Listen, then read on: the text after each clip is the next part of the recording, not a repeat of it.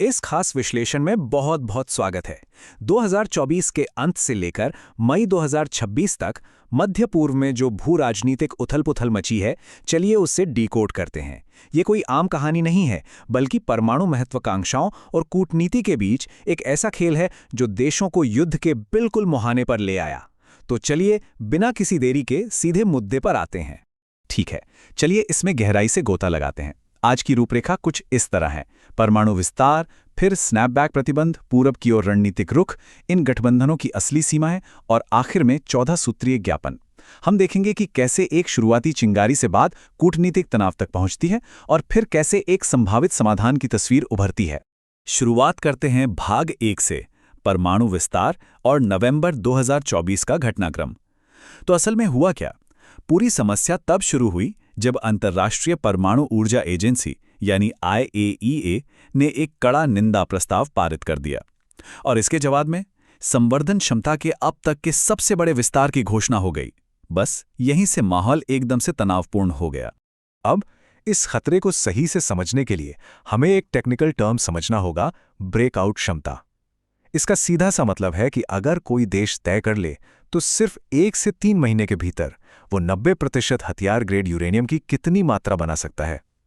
पहले लोग ब्रेकआउट समय की बात करते थे, लेकिन सच कहूं तो ये नया पैमाना परमाणु खतरे की भयावहता को कहीं अधिक सटीक और स्पष्ट रूप से दिखाता है। और ये बहुत ही शानदार तरीके से दर्शाता है कि ये क्षमता कैसे रातों रात आसमान छूने लगी। जिनसा के इस डेटा को ही देख लीजिए। ब्रेकआउट क्षमता में जो ये भारी उछाल दिख रहा है ना, वो सच में डराने वाला है। फोर्डो जैसी जगहों पर जो जमीन के बहुत गहराई में हैं, नए और उन्नत सेंट्रीफ्यूज लगाए गए। मतलब पूरा का पूरा परमाणु ढांचा पहले से कहीं ज्यादा मजबूत और अपारदर्शी हो गया। 440 किलोग्राम! जरा सोचिए, ये कोई छोटी मोटी मात्रा नहीं है। जून 2025 के सैन्य हमलों के बाद IAEA ने बताया कि 60% तक संवर्धित यूरेनियम का ये भारी भरकम हिस्सा मलबे के नीचे था और इसका कोई अता पता ही नहीं था। ये इतना खतरनाक क्यों है? क्योंकि इसे हथियारों के स्तर तक ले जाने में अब बहुत ही कम संवर्धन की जरूरत होती है। लिटरली ये एक टिक टिक करता टाइम बम है। भाग 2, स्नैपबैक प्रतिबंध और संयुक्त राष्ट्र की नौकरशाही। इस खतरनाक परमाणु विस्तार के बाद जाहिर सी बात है, दुनिया चुप तो नहीं बैठने वाली थी। ब्रिटेन, फ्रांस और जर्मनी, जिन्हें E3 कहा जाता है, उन्होंने तय किया कि अब इस स्थिति का कड़ाई से जवाब देने का वक्त आ गया है। अब इस पूरी प्रक्रिया के बारे में जो बात वास्तव में दिलचस्प है, वो ये है कि ये संयुक्त राष्ट्र के इस जटिल और उबाऊ से लगने वाले नौकरशाही तंत्र को कितनी आसानी से समझा देती है। इसी को स्नैपबैक प्रक्रिया कहते हैं।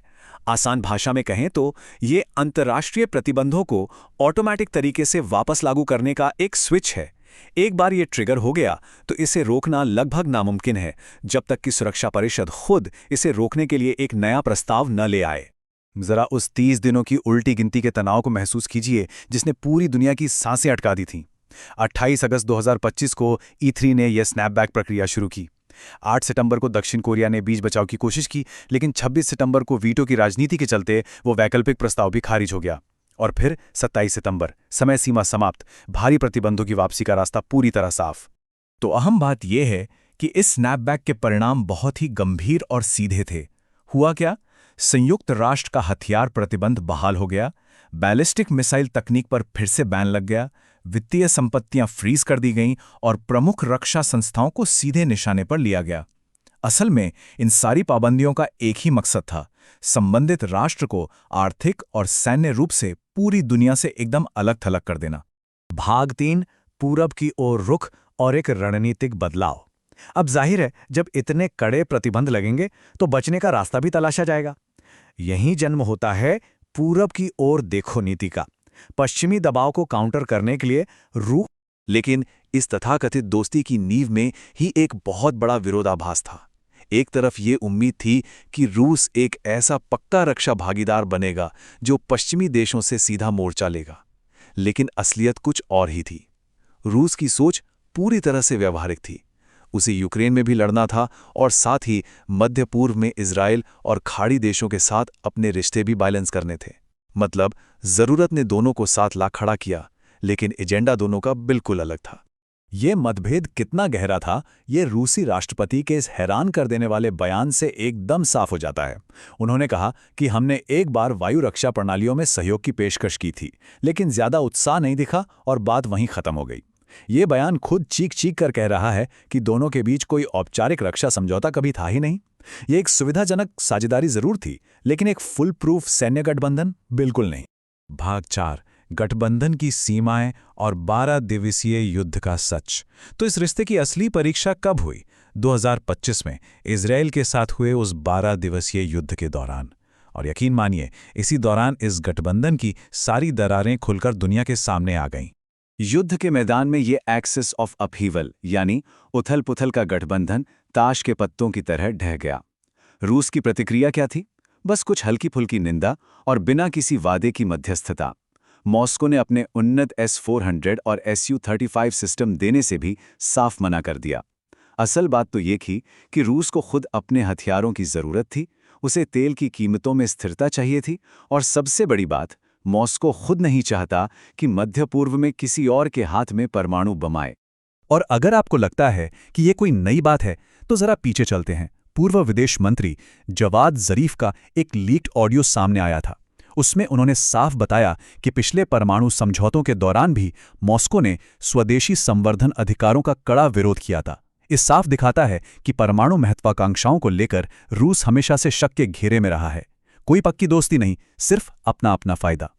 आइए आगे बढ़ते हैं और देखते हैं कि ये कैसे एक नए मोड़ तक पहुंचता है। भाग 5, 14 सूत्रीय ज्ञापन, एक कूटनीतिक सफलता। इस लंबी खींचतान और प्रतिबंधों के बाद मई 2026 में अमेरिकी दूत स्टीव विटकॉफ और जेरेड कुशनर के नेतृत्व में एक नई कूटनीतिक पहल सामने आई, जिसने इस पूरे गतिरोध को तोड़ने की कोशिश की। इस एक पेज के ड्राफ्ट में जो बातें लिखी हैं वो वास्तव में बहुत अहम है। इसमें तत्काल युद्ध विराम, बातचीत के लिए 30 दिन का एक विंडो, फ्रीज किए गए अरबों डॉलर के फंड को अनफ्रीज करना और सबसे जरूरी यूरेनियम संवर्धन पर अस्थायी रोक जैसे बड़े कदम शामिल हैं। इसके अलावा औपचारिक वार्ता को इस्लामाबाद या जिनेवा ले जाने की बात भी है।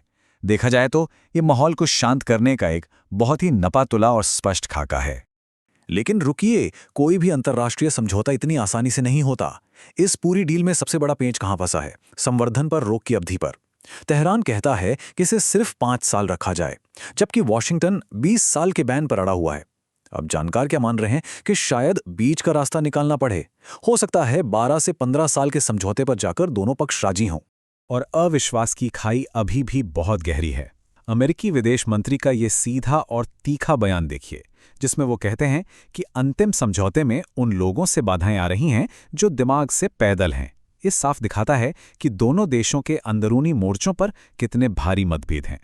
ये घरेलू राजनीति और ध्रुवीकरण इस नाजुक सी डील के लिए सच में एक बहुत बड़ा खतरा है।